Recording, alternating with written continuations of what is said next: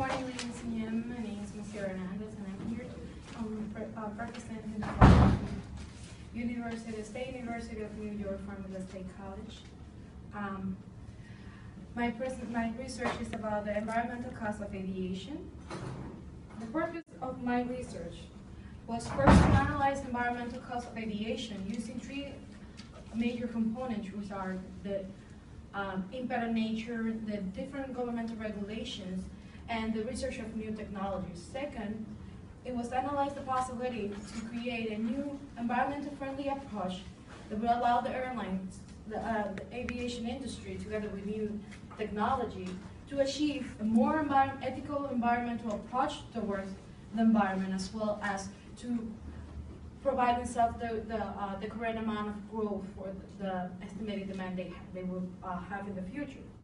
The methodology used in this study was based on a database search online of peer-reviewed scholarly journal articles, case studies, and reports based on the three major components I already mentioned.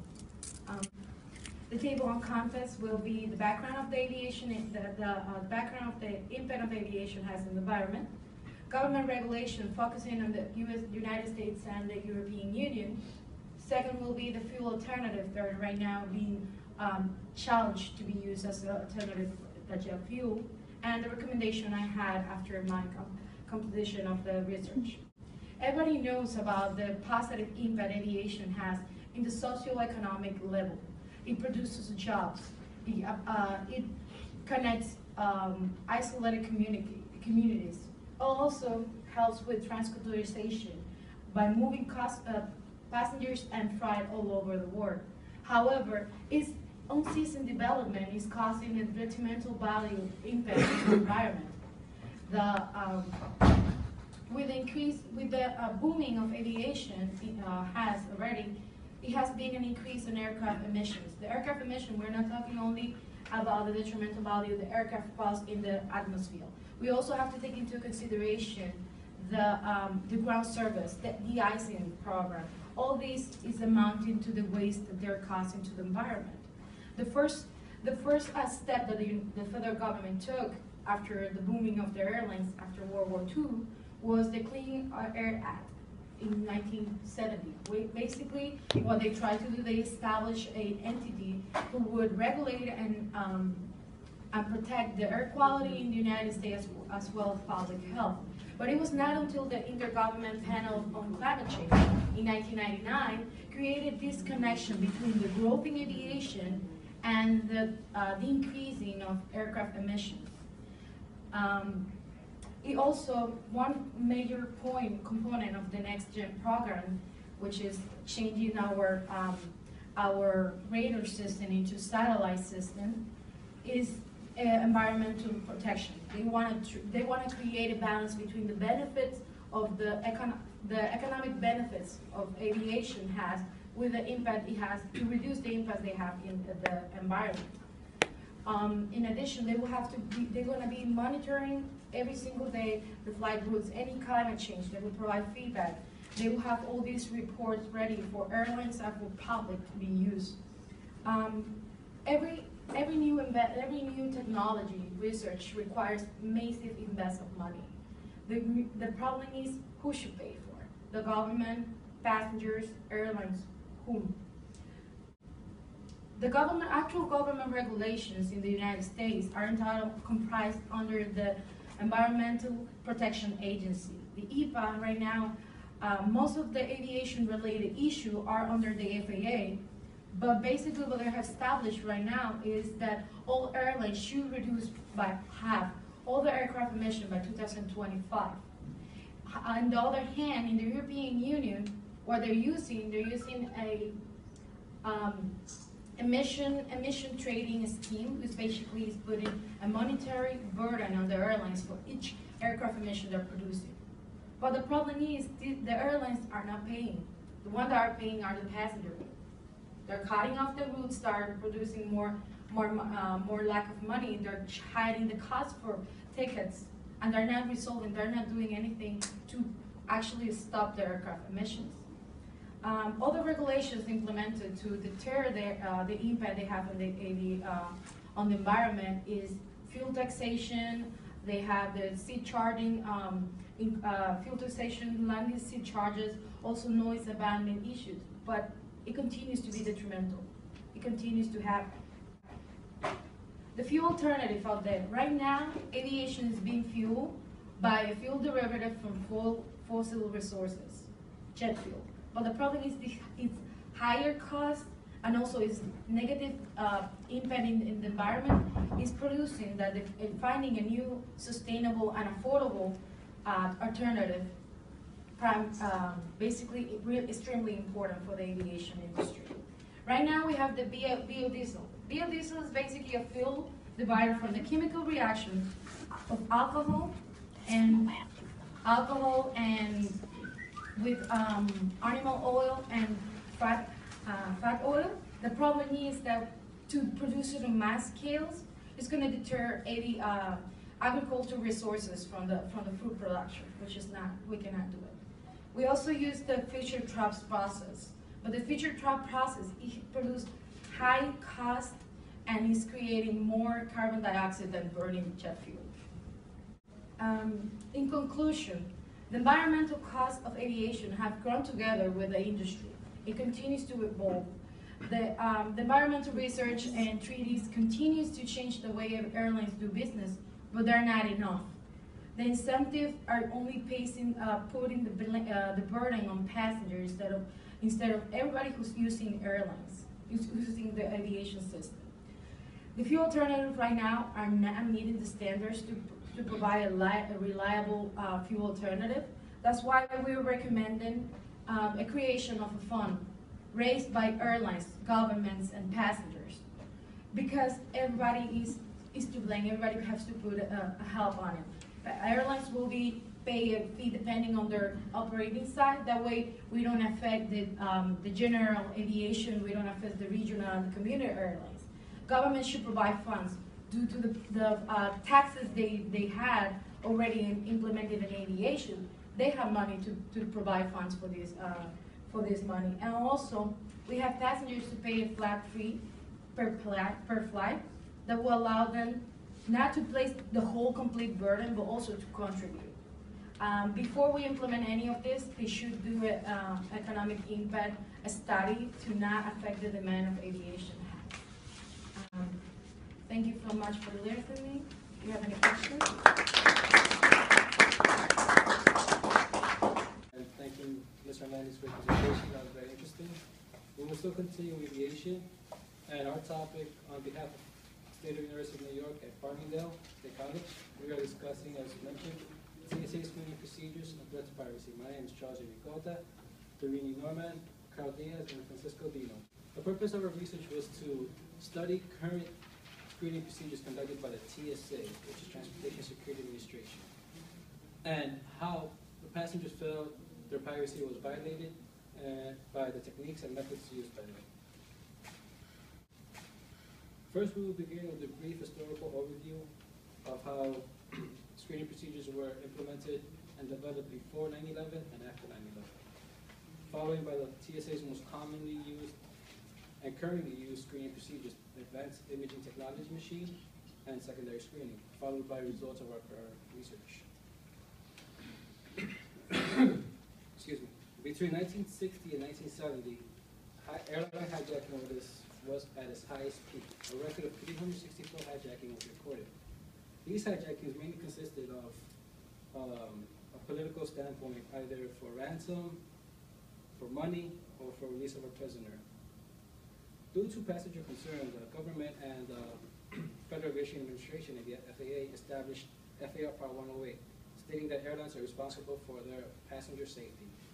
What the airlines did was they contracted private security firms, and what the security firms did was they installed walk-through metal detectors. On the downside, these employees were undertrained, overworked, they weren't really qualified, and had low levels of training. We will soon realize that this was a major effect. As we all know, the horrific events of 9/11, members of the Al-Qaeda terrorist group hijacked and seized 4 aircraft and used them as direct missiles to destroy national landmarks in the United States. Because of this, President Bush and the Department of Homeland Security signed the Aviation Administration Security Act establishing the TSA, Transportation Security Administration. Under the TSA, all passenger screening and baggage screening and cargo screening fall under this responsibility. What TSA did was they updated machines, improved screening procedures, and they installed new equipment such as X-ray machines. Over time, within decade, there has been many incidents where hijackers or people are just trying to overcome TSA security. One event was Richard Reed, known as the shoe bomber. What he did was he concealed an explosive in his shoe and he tried to ignite it in flight. Because of this and the outcome of this, TSA now required us to remove our shoes and place them through the machine. Another major event which pretty much evolved aviation security, was Umar Farouk, which we all know as the Christmas holiday underwear bomber, and where he concealed a plastic explosive on his underwear. Now, TSA cannot force us to remove all our clothes and underwear, so what they did was, to detect plastic explosive, they came up with a new machine called the Advanced Imaging Technology machine. We will describe the machine. Thank you. Due to the new technology, screening, and the new procedures, the passenger screening became a time-consuming problem. And the advanced imaging technology was the answer that TSA to this problem. This device basically creates an image of a person's new body through their clothing, looking for hidden objects without any physical contact or removing the clothes. Those devices began to be tested in 2007. Later in 2008, they were installed in about 200 American airports. By 2013, there were already about 500 of these devices in the major airport of the United States. But why has the work with this screening machine been so highly criticized? Some articles, like in San Diego Entertainer, state that these screening machines are detailed enough, the images that this machine creates are detailed enough to identify the person, the traveler's gender, or if a lady is in her menstrual cycle or not. Basically, moreover is the fact that an officer or several officers are watching the naked body of the traveler, and this has created this many controversy which are spread in the news and the media, and also have created against opinion among security experts. However, the TSA states ensures that these images are never saved and they are only used for security purposes, even though there are some cases, like the one my panel will continue to tell you, that prove all the opposite.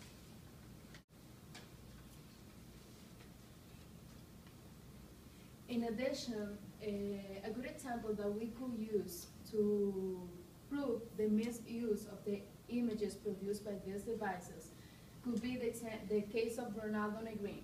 He was a TSA officer who was ridiculed by one of his co-workers after being screened through one of these machines by the size of his genitals.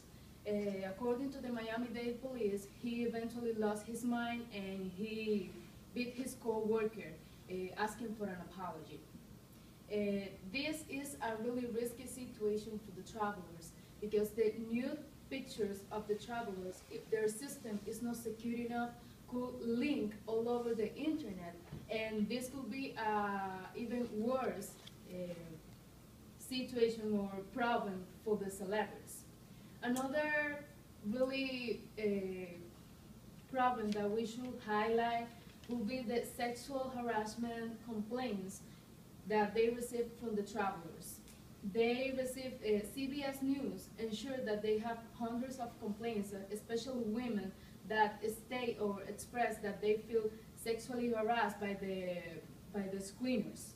A good example of this was the case of Ellen Terrell. She was flying from DFW Airport, and she expressed to CBS Dallas that she felt completely exposed and harassed by the TSA officer screener that was working with her when she was trying to get through security. He asked her if she played tennis.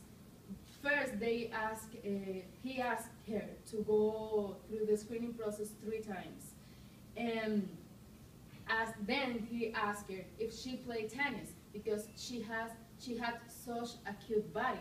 She told CBS News that she felt completely exposed and accused the institution of unprofessionalism.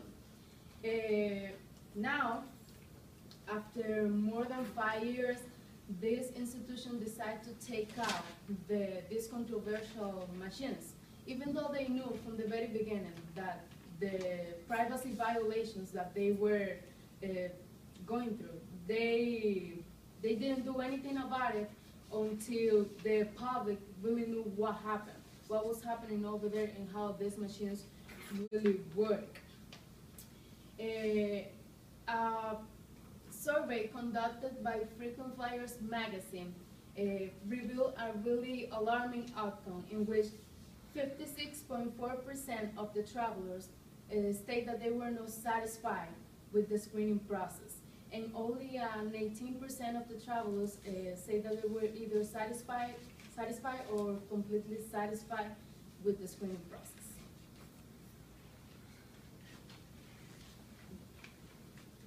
So, as my companion said before, advanced imaging technology is quite a controversial procedure, but it's not the only controversial procedure used by TSA to screen their passengers.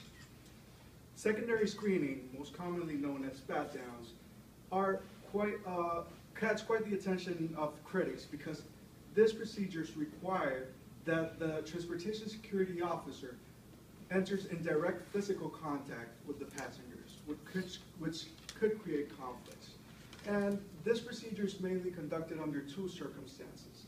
Either when the passenger chooses not to go through advanced imaging technology or cannot go through the advanced imaging technology, or to clarify any possible threats identified by the screening equipment. In 2011, this pat-down procedure was modified, becoming even more invasive.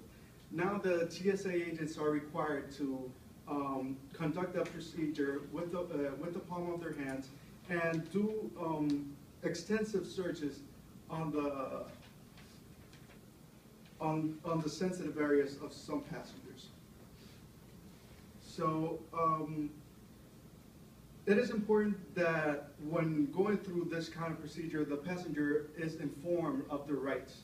This is something that transportation security officers sometimes fail to comply with. Also, the 4th Amendment of the Constitution of the United States advocates for the or defense of the public against unreasonable searches or seizures. This is not always complied by the transportation security officers, who often conduct these kinds of searches based on the ethnicity of the passenger or the religious background. So basically, when transportation security officers are doing this kind of searches based on someone's ethnicity or religion, they're not focusing on the whole public. They're targeting certain people, and they're putting a face to terrorism. We don't know who the next threat might be. So it is important to be aware that we shall not target only a certain sector of society, but the general public. Also, people who have medical conditions are being affected by the invasive screening procedures conducted by TSA. Often, people with prosthetic limbs or other medical equipment need to go through security, and this equipment often raises red flags and the screening equipment, which causes that they have to be taken to secondary screening, and they go through invasive processes of the, basically the officers touching them and asking them to strip parts of their clothing in order to find any possible concealed device. So, to conclude, through our research, we found that some events in the history of aviation have made the screening procedures to become more strict, especially events that involve criminal activity and terrorism in the world of aviation. So this new screening procedures have become increasingly invasive. And now that, as a result, people have had their voices heard by the government and expressed their feelings for the situation. There's great discontent among the travelers, and as a consequence, the Transportation Security Administration has had to implement programs like TSA Pre, terrorist watch list, and frequent flyers list to avoid conflicts with passengers and gain more flexibility, and also to target the people who are really potential threats, not the everyday traveler. Thank you.